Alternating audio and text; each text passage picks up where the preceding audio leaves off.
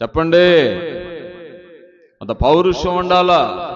నువ్వు 25 సంవత్సరాలు బ్రతికినా, 50 సంవత్సరాలు బ్రతికినా, 100 సంవత్సరాలు బ్రతికినా, నువ్వు దేవుని ఎడల పౌరుషుల్యం బ్రతికితే దానివల్ల ఉపయోగం ఉండదు.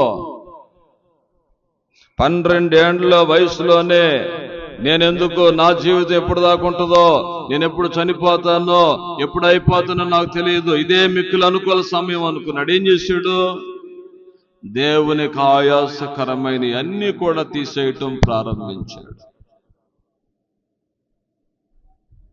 అర్థమవుతుందా? ఇది దేవునికి అసహ్యమైంది. అన్నా ఉంచమంటారా, తీసేయమంటారా? తీసేసేయండి. అన్నా ఇలా చేయొచ్చా, చేయకూడదా? చేయకూడదు. ఓకే, వదిలేయండి. అన్నా ఏంటి, ఏం చేద్దాం? అన్నా ఇట్లా చేద్దామా వద్దా? అట్లా చేయండి తమ్ముడు. రైట్, పద.